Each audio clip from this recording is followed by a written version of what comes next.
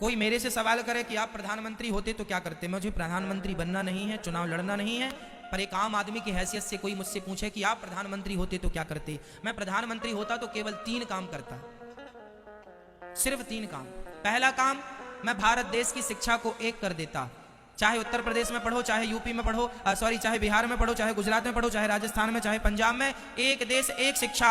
नेता का बेटा भी वहीं पढ़ेगा और मजदूर का बेटा भी वहीं पढ़ेगा। ये शिक्षा, ये प्रधानमंत्री मैं होता तो मैं पहले देश की शिक्षा को एक करता। दूसरा, मैं सारे हॉस्पिटलों को तंदुरुस्त करूंगा पहले तो, कि पूरे देश में कोई बीमारी से ना मरे। हर क्षेत्र में, हर जिला में ऑक्सीजन बनने की सुविधा हो, हमें ऑक्सीजन की सप्लाई बाहर से ना करनी पड़े, हम ऑक्सीजन खुद बनाएंगे। हम देश में खुद जो जरूरत है, आवश्यकता है। और आपको बता दूं भैया, दुनिया में सबसे ज्यादा दवाई भारत में बनती है, सबसे ज्यादा टीका भारत में बनते हैं। यहां तक कि पोलियो का टीका भारत में बना, वर्तमान में कोरोना का टीका भारत में। हमारे देश में टैलेंट की कमी नहीं है, हम मुंह नहीं ताकते कि भैया तुम कोरोना का टीका हमें दे दो, तुम चूल्हे में जाओ, हम खुद बना लेंगे। भारत टैलेंटेड व्यक्ति है, भारत के अंदर टैलेंट की कमी नहीं है। हमने सारी दवाइयां बनाई। आज पहले वो होती थी ना, दाग दाग हो जाते तो उसका टीका लगता। आज बच्चों को जितने टीका लगते हैं उनमें 90% टीका भारतीय टीका है और सबसे सस्ते हैं और उपयोगी हैं। हम भारतीय लोग ना दवाई भी खूब बनाते हैं पर इलाज नहीं दे पा रहे हैं क्योंकि नीतियां खराब है। यदि मैं प्रधानमंत्री होता तो देश की चिकित्सा को एक करता, सबके लिए दवाई फ्री, सबके लिए इलाज फ्री, बीमारी से कोई ना मरे, अपनी मौत से मरे तो मरे पर बीमारी से कोई ना मरे।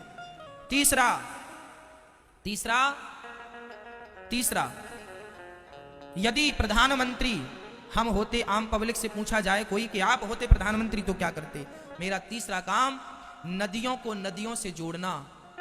यदि आज नदियों को, बड़ी नदी को छोटी नदी से जोड़ दिया जाए तो जितना पानी बह के समुद्र में जाके खारा हो जाता है। छोटी नदी सूखी पड़ी है, बड़ी नदी का पानी बहता जा रहा है। अरे बड़ी नदी को छोटी नदी से जोड़ देने से और छोटी को और छोटी से जोड़ देने से और छोटी को और छोटी नदी से जोड़ देने से क्या होगा कि भारत में फसल ज्यादा होगी। आज जहां पानी है वहां का किसान तो सुखी है, पर जहां पानी नहीं है वहां का किसान आत्महत्या कर लेता है पानी ना होने के कारण। इसलिए यदि नदियों को नदियों से जोड़ दिया जाए तो लाखों किसानों का फायदा होगा और जो पानी का लेवल नीचे चला गया, पानी का स्तर, वह पानी ऊपर आ जाएगा और पानी की समस्याएं खत्म हो जाएंगी और देश को पानी मिल जाएगा। आज हमारे भारत में बहुत सारे जिला ऐसे हैं जिसमें चेन्नई का नाम सबसे आगे है कि वो सूख गई है, 2000 फीट नीचे भी पानी नहीं है। कल को आपके शहर की बारी है जहां खोदने से पानी नहीं होगा, कल आपके पास पैसा बहुत होगा मेरी माँ, पानी नहीं होगा।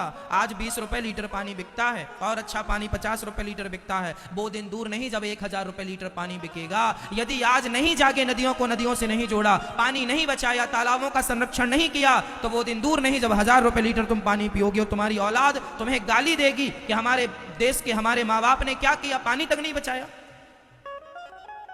आने वाला भारत प्यासा रहेगा यदि आज नहीं जागे तो।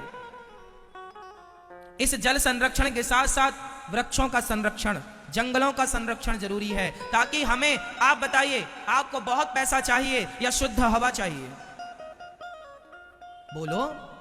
कल को आपकी जान पर बन पड़ेगी तो पैसा काम नहीं आएगा। अभी कोरोना काल में सबके पैसे धरे के धरे रह गए, ऑक्सीजन भी नहीं मिली। ये पैसा सब कुछ नहीं है मेरी माँ, जिंदगी सब कुछ है, हवा सब कुछ है। इसलिए भारतीयों को शुद्ध हवा मिलनी चाहिए और शुद्ध हवा तब मिलेगी जब जंगलों का संरक्षण होगा, जंगल बचेंगे, वृक्ष लगाए जाएंगे। रोड के नाम पे करोड़ों वृक्ष काटे जाते हैं, बताओ लगाए कितने जाते हैं?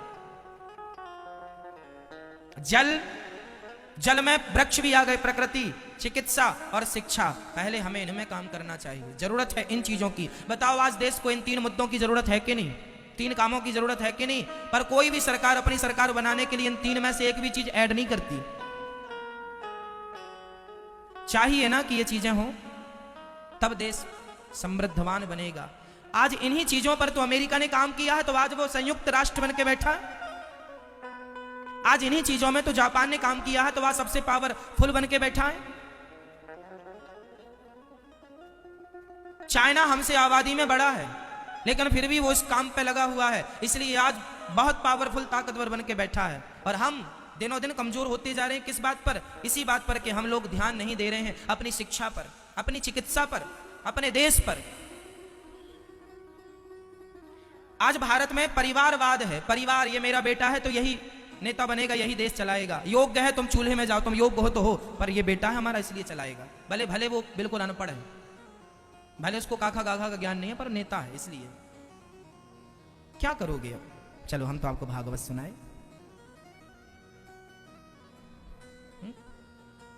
ये तो देश की बातें हैं मैया, ये तो मेरी चिंता है कि मेरा देश समृद्धवान बने। मैं चाहता हूं कि आप पढ़े लिखे हो, मैं चाहता हूं आपके घर भी कभी चूल्हा ना बुझे, मैं चाहता हूं कि आपके पास भी एक गाड़ी हो, मैं चाहता हूं कि भारत के मजदूर के पास भी कम से कम एक खुद का घर हो, खुद की गाड़ी हो, खुद के लिए बढ़िया पहनने के कपड़े हो, खुद शिक्षित हो। मैं ये चाहता हूं गरीब से गरीब आदमी शिक्षित हो। मेरा भारत तब समृद्धवान बनेगा जब 135 करोड़ लोग समृद्धवान बनेंगे। गरीबी बहुत देखी है माँ, बहुत गरीब है मेरा देश। आज भी लोगों के पास खाने को रोटियां नहीं है। कुछ लोगों के यहाँ कुत्ते बिस्किट खा रहे हैं और कुछ लोगों के यहाँ बच्चों को खाने को रोटियां नहीं। बहुत दर्द आप लोगों में पता नहीं किस किस ने देखी गरीबी। मैंने बहुत नज़दीक से देखी है, मैं बहुत करीब से जानता हूँ गरीबी का दर्द क्या होता है। इसलिए मुझे चिंता रहती है कि कब मेरा देश, सबके घर में कब गाड़ी होगी, सबके घर में कब खुद का घर होगा, सबके घर की खुद की छाया, खुद का सब कुछ होगा, सब सुखी हो, समृद्धवान। सर्वे भवन्तु सुखिनः सर्वे सन्तु निरामया, सब सुखी रहें, सब निरोगी रहें।